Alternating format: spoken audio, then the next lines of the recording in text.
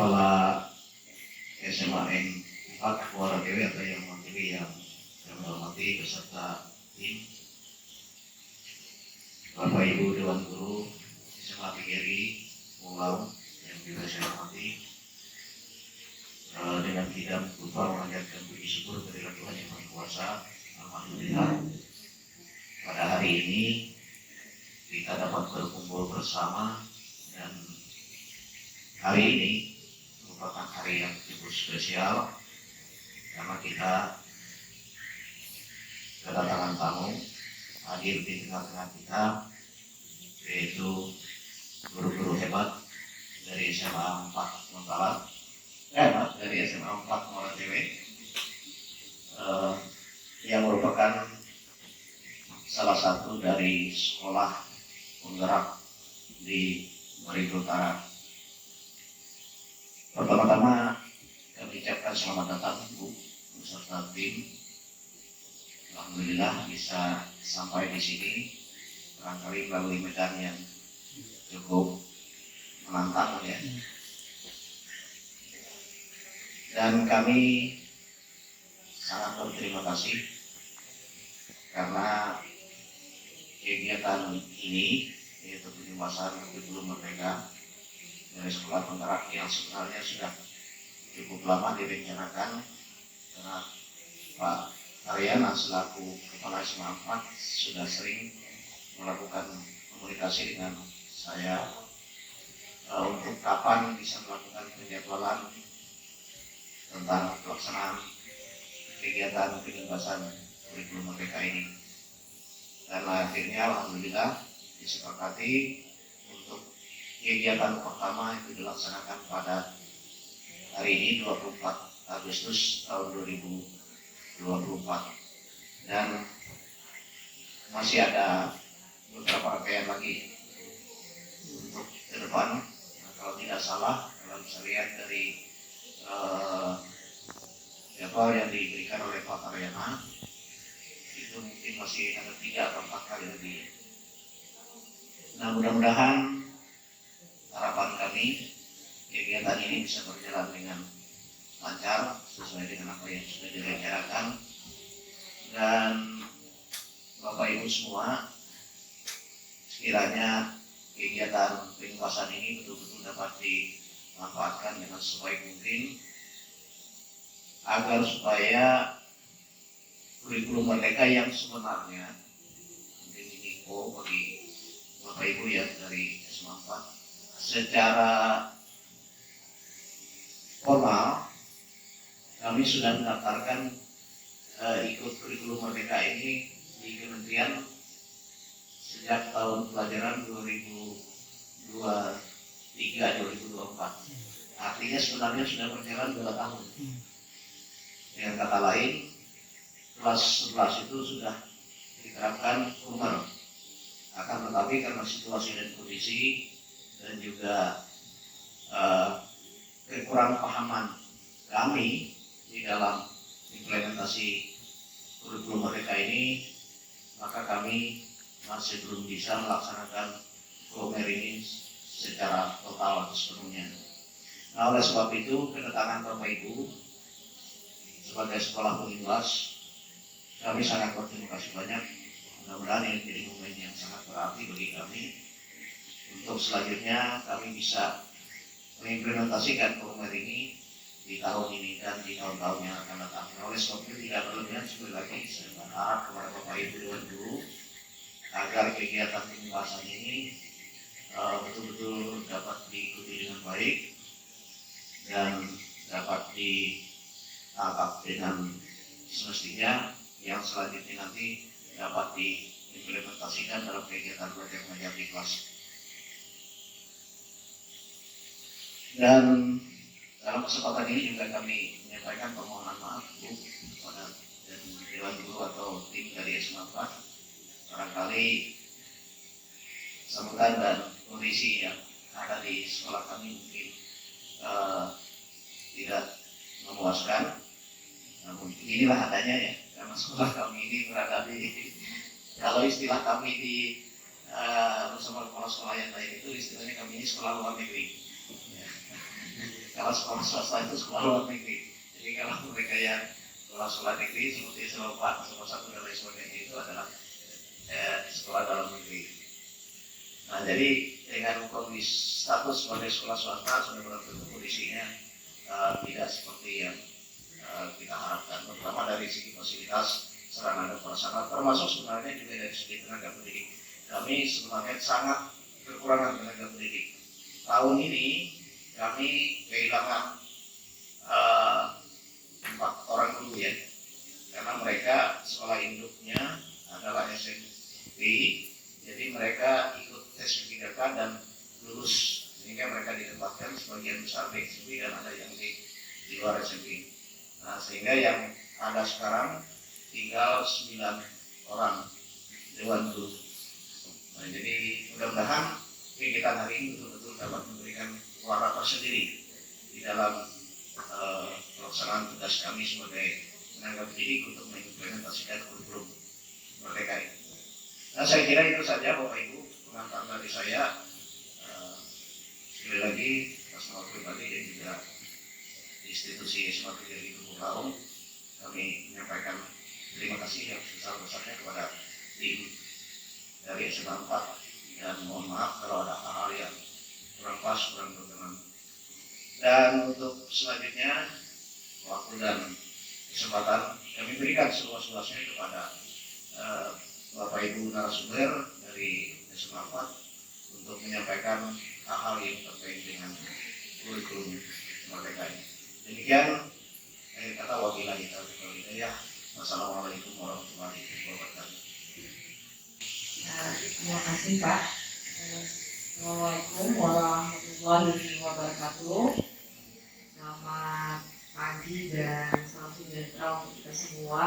Alhamdulillah kita hari ini bisa berkumpul di sini, bertemu untuk pertemuan kita yang pertama, walaupun sudah diwacanakan itu beberapa kali datang ke sini sebelumnya Pak ya. Alhamdulillah baru direalisasi hari ini. Saya di sini menyampaikan permohonan maaf dari kepala sekolah kami Pak Tanyana tidak bisa ikut bergabung hari ini ke sini karena kami di sekolah kedatangan tim dari BGP Prof Kalteng. Jadi kepala BGP langsung datang, jadi Bapak tidak bisa membersamai kita hari ini di sini. Terima kasih kepada seluruh Dewan Guru SMA PGRI Tukung Laung yang sudah mempersiapkan waktu dan tempat kepada kita hari ini untuk kegiatan ini. Kalau Bapak tadi menyebutkan kami guru hebat, tapi di sini saya merasa kalah hebat dengan Bapak Ibu semua yang ada di sini ya. Bapak ini lebih hebat daripada kami ya. Mungkin pengetahuannya juga lebih hebat daripada kami. Jadi izinkan kami di sini bukan untuk menggurui, izinkan kami di sini untuk membersamai Bapak Ibu, saling belajar tentang pemahaman IKM yang sudah kami terapkan di sekolah kami. Mungkin tadi sudah disebutkan Bapak Ibu sudah melaksanakan selama 2 tahun. Jadi tahun ini adalah tahun kedua ya. Nah, untuk IKM sendiri mungkin Bapak Ibu sudah mendapatkan informasi dari berbagai sumber kan, apalagi tadi di sini banyak perusahaan, mungkin dari sosialisasi dari perusahaan juga ada seperti itu ya.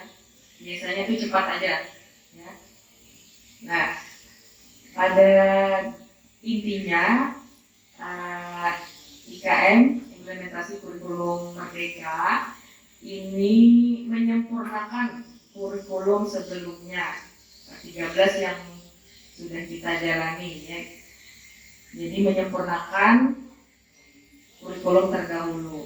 Jadi hanya menambah poin-poin tertentu. Jadi yang paling khas di IKM itu ada asesmen awal pembelajaran, kemudian pembelajaran berdiferensiasi, kemudian penguatan profil pelajar Pancasila yang terintegrasi pada mata pelajaran maupun di ekstrakurikulernya. Ya.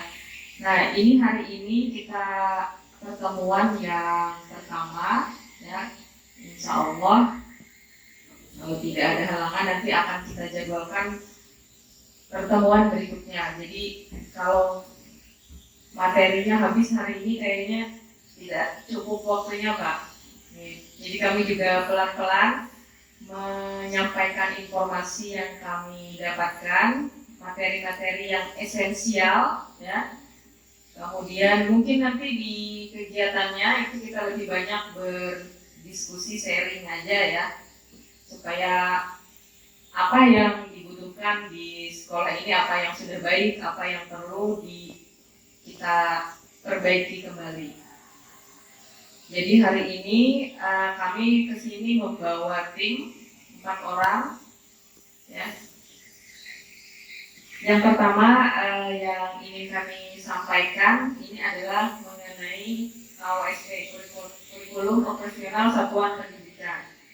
Ya, jadi kalau KOSP ini isinya menyeluruh, termasuk visi dan misi, kemudian ada modul ajar,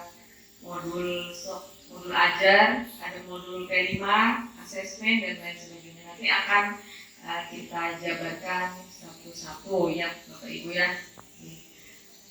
Mungkin itu saja dulu pembuka dari kami. Nanti penyampaian materi akan dilanjutkan oleh teman saya. Terima kasih. Assalamualaikum warahmatullahi wabarakatuh.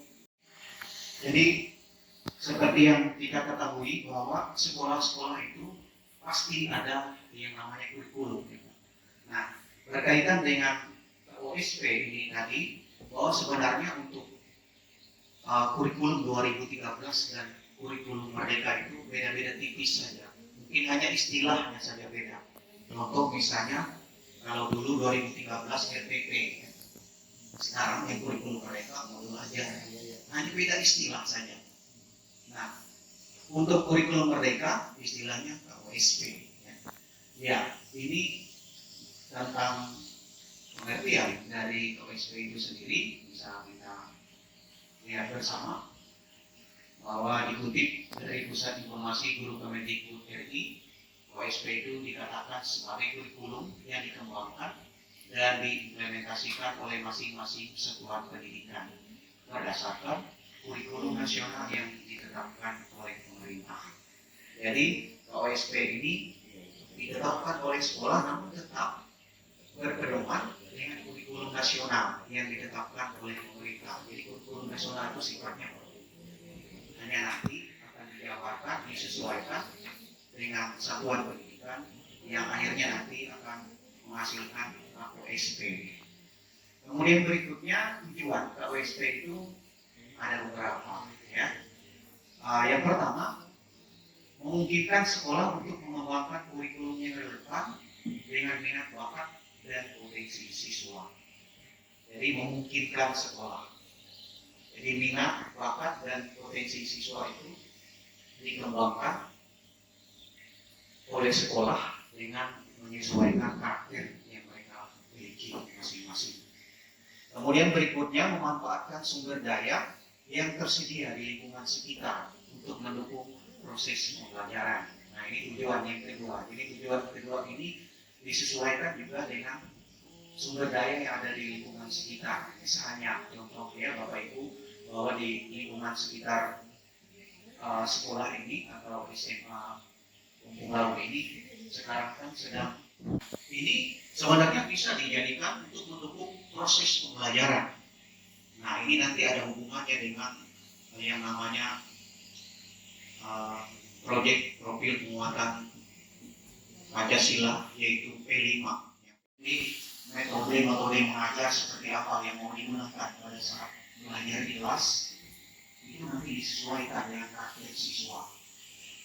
Ada mungkin siswa yang mengatur kalau kodenya disampaikan melalui teori ceramah misalnya. Ada juga siswa yang tertarik misalnya ada menggunakan media, ditampilkan tayangan-tayangan video misalnya, gambar-gambar atau animasi-animasi sehingga bisa membangkitkan motivasi mereka atau semakin semangat dalam belajar. pelajar ketiga itu sudah pada manusianya sudah pada satu aja yang ada jadi supaya anak-anak itu berkah bagaimana kita mengambilnya apa dengan besar kita itu supaya caranya supaya anak-anak itu besar dan tidak bosan dalam kita membuat pembelajaran di ruang kelas. Di ruang kelas. Jadi nanti di pertemuan berikutnya kita adakan pendalaman materi mengenai implementasi di dalam ruang kelas. Jadi apa yang akan kita lakukan di ruang kelas tentu saja itu tertuang di dalam modul ajar yang kita buat. Bagaimana tahapan membuat modul ajar? Yang pertama kita membuat dulu, menganalisis dulu ya kebutuhan siswa kita. Kita tentu memahami bahwa ya peserta didik kita itu pasti mempunyai keragaman.